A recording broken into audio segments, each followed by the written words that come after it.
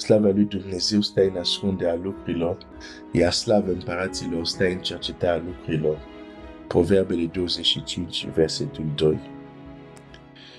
Suntem în capitolul 3 din cartea Esterei și luăm puțin timp să vedem acest personaj, Aman, dușmanul evreilor, pentru a înțelege puțin psihologia lui sau modul lui de gândire care reflectă în multe privințe psihologia și modul de gândire chiar a dușmanii noștri cu care ne confruntăm astăzi. Deci voi n-aveți de lupta împotriva carnei și sângelui și împotriva, și există o listă a unor entități sau ființe, cum vrei să le numești. Acum, s-ar putea să gândești așa. Pe de ce să știu cum dușmanul meu gândește? De ce să-l cunosc? Pe Dumnezeu trebuie să-l cunosc. Într-adevăr, trebuie să-l cunoști pe Dumnezeu mult mai bine decât cunoști dușmanul tău. Dar Pavel zice, noi nu suntem în neștiința uneltirilor lui sau nu suntem în neștiința planurilor lui. Deci, Scriptura nu ne încurajează să fim ignoranți în ceea ce privește dușmanul nostru. Sună bine că am auzit, îmi zic, nu, eu nu vreau să știu de dușman, vreau doar să știu de Dumnezeu. Nu vreau să știu de dușman, oricum Dumnezeu le știe pe toate. Nu asta încurajează Biblia. Biblia ne spune, vegheați, rugați-vă, căci potrivnicul vostru. Deci Biblia nu ne încurajează la o politică de strut în ceea ce privește dușmanul. Bagă-ți capul în pământ, da, nu există, sau dacă nu ții cont de el, te lasă în pace. Nu. De fapt, Biblia ne spune, fiți treji, vegheați, fiți foarte conștient că există, și chiar când Biblia zice, vegheați, rugați-vă, căci potrivnicul vostru, de fapt, Scriptura chiar zice, chiar comportamentul nostru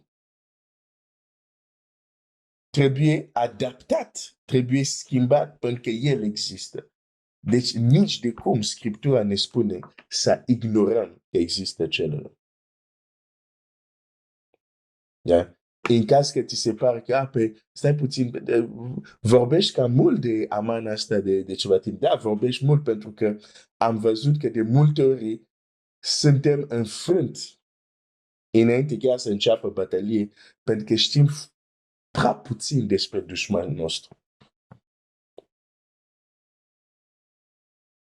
Fiți treji și vegheați. De exemplu, știi că când tu dormi este momentul unde ești cel mai vulnerabil.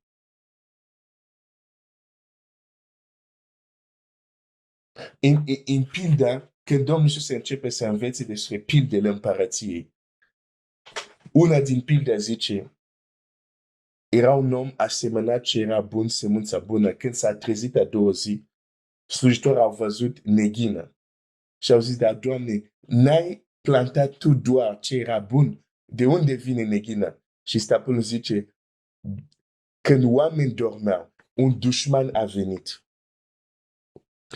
Da, știu că Domnul Iisus apoi explică că câmpul este lumea, sămânța bună sunt fii împărăției, neghina sunt fii celui rău și secerișul este sfârșitul lumii. Dar trebuie să înțelegi că o pildă are mai multe nivele.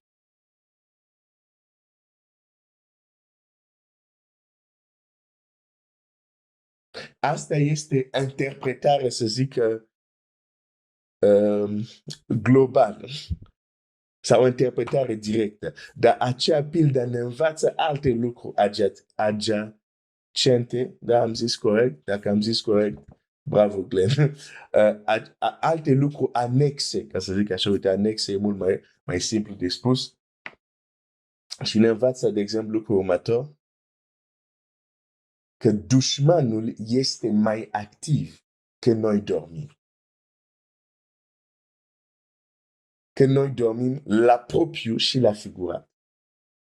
Când noi dormim, când suntem tot timpul în stare de hipnoză, condus tot timpul de stimuli lumii exterioare, deci suntem duși așa ca niște roboți, e o stare de adormire, ești tras de adorm, dar și când dormim fizic. Adevărați vrăjitori în timpul zilei nu fac mare lucru. Când vine noaptea, când noi mergem să dormim, există oameni care atunci încep lucrurile lor. De exemplu, mulți creștini nu știu asta. Că în momentul cel mai vulnerabil unde ești noaptea. De ce crezi că Domnul Iisus se ruga mai mult noaptea decât ziua? Și noi ne rugăm tot timpul ziua, noaptea mai puțin. În afară de cei care poate din când în când vă trezește inamicul în timpul nopții, atunci mai ridicam anumite rugăciune, dar nu este neapărat o disciplină. Deci îți dau un exemplu simplu. Cum a nu cunoaște pe dușmanul și uneltirile lui te face deja că ai pierdut bătălia. Dorm toate nopțile, în timp ce dorm, el vine și face anumite lucruri de care tu nu ești conștient. A doua zi când te trezești, trăiește el asemănat în timpul nopții.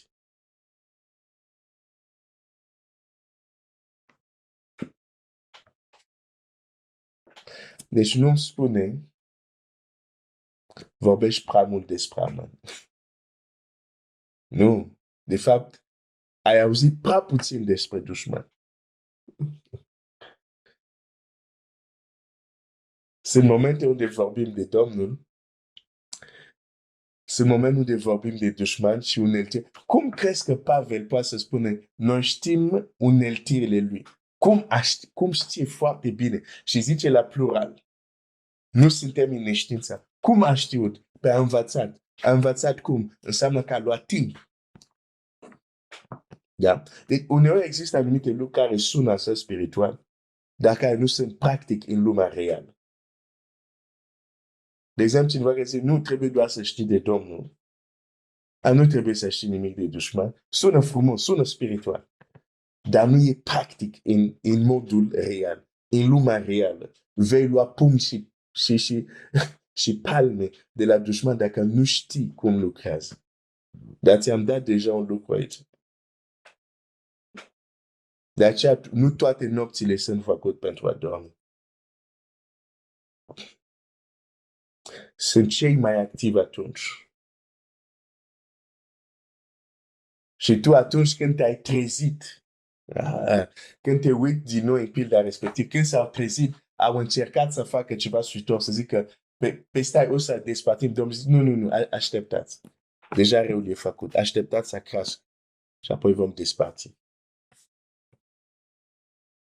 Și există lucruri de genul ăsta. Când trebuia să te rogi noapte, nu te-ai rugat.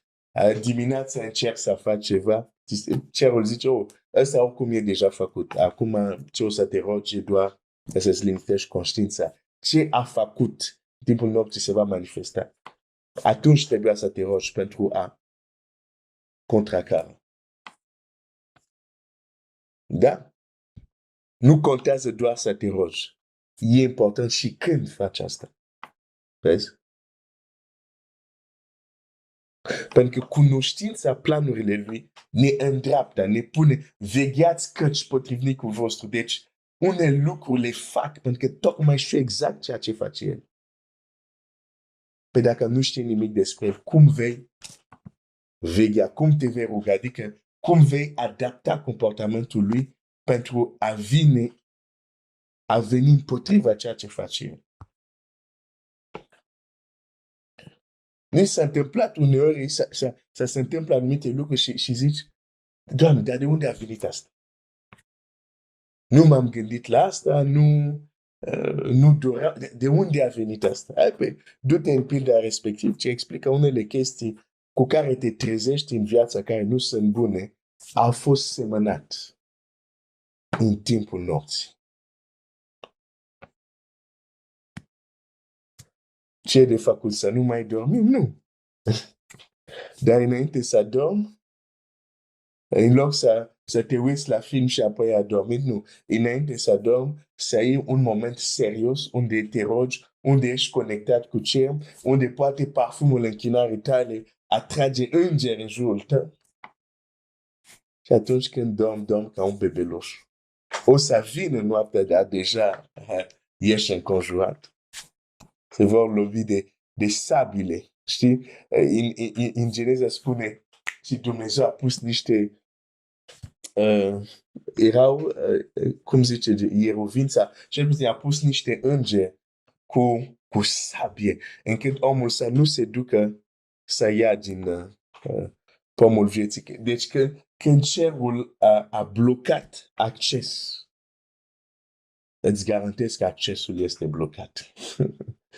Când înger cu sabia care se învârte a oprit accesul undeva, accesul este oprit. Dar din păcate, pentru că nu știm cum funcționează anumite lucruri, uneori mergem la culcare și unele accese la întuneric sunt larg deschise. Și apoi ne uimim de anumite coșmari ciudate care le facem, anumite experiențe ciudate care le facem. Tu știi înăuntru, zici, nu, visul ăsta nu a fost normal, nu a fost că am mâncat prea mult ciupercea seara sau multă fasole. Știi că visul ăsta a fost, e altceva, parcă e o realitate. Și ce ai avut în vis te deranjează, te șochează așa mult, faci un pic irodul. Și ce a făcut Irod? Irod, când Ioan Botezatorul a zis ceva care deranjează, l-a legat și l-a băgat în închisoare. Și noi facem asta cu unele lucruri care uneori ne deranjează. Le legăm și le băgăm în închisoare. Adică nu vrem să auzim dar știm că sunt acolo. Știi că experiența asta a fost întuneric, a fost ciudat. Dar nici nu știi cum să o iei și atunci, a fost nimic, a fost doar un vis. Pui acolo, ai legat, ai aruncat în închisoare. Nu rezolvi nimic așa. De ce? Pentru că peste ceva timp se repetă.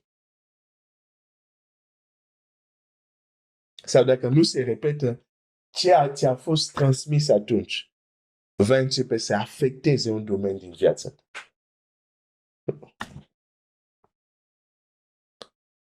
Deci să nu ai impresia. Să nu ai impresia că de ceva timp doar de Aman, nu. Am vorbit și de Esther, am vorbit de Mardoheu. O să vorbim de Mardoheu, de Esther mai departe. Dar avem aici ocazia să ne uităm, să ne facem un profil la cum gândește și acționează, cel puțin anumite linii mari dușmanii noștri. Fii veacului acestuia sunt mai înțelept decât fiii luminii în anumite privințe. De fapt, în mult. De exemplu, când este un dușman, să zic, într-un oraș, un serial killer, un dușman care omoară oameni și de obicei, bineînțeles, noaptea se întâmplă lucrurile respective, nu degeaba, când este un serial killer, adică când autoritățile au sesizat că avem un individ sau anumite indivizi care comit anumite crime chiar repetate, de asta în serie, de asta se numește serial killer, dar în serie. Deci sunt dușmani pentru societate, pentru locul respectiv și automat devin dușmani și autorităților care rolul lor este a opri astfel de oameni. Și de multe ori ce fac ei? Cheamă ceea ce se numește un profiler. Un om care, sau o persoană care vine, care a studiat psihologia oamenilor, și psihologia oamenilor dezaxate în mintea lor, unde au mai sărit câteva lucruri care nu mai funcționează ok, sau care au altceva acum în cap de la întuneric, au studiat aceste minți. Și când ajung la locul crimei, se uită cum este făcută crimă, unde este făcut și li se cere să facă un profil. Deci autorități vor să știe, ok, cu cine avem de-a face? Fă-ne un profil. E un bărbat, e o femeie? Cam ce vârstă poate să aibă? E cineva solid, bine făcut? E cineva slab? Și toate informațiile astea, cum au murit victimele, se caută să se facă un profil. Vor să știe cât mai multe despre psihologia acelui criminal. De ce? Pentru că atunci când înțeleg mai bine cum funcționează mintea lui, psihologia lui, au mai multe șanse de a-l prinde, de a-l detecta și de a-l prinde. Da? Oamenii din lume fac asta, profiler, fac un profil. Din păcate, noi, uneori, cântăm, avem victorie în lupte și așa mai departe, dar nu avem profilul. N-am luat timp să studiem psihologia, deși Scriptura ne descrie. Aici vezi descrierea psihologiei dușmanului în comportamentul lui Aman.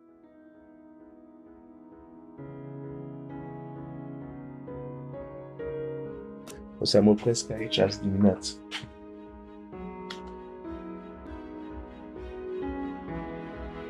Dumnezeu să te binecuvânteze.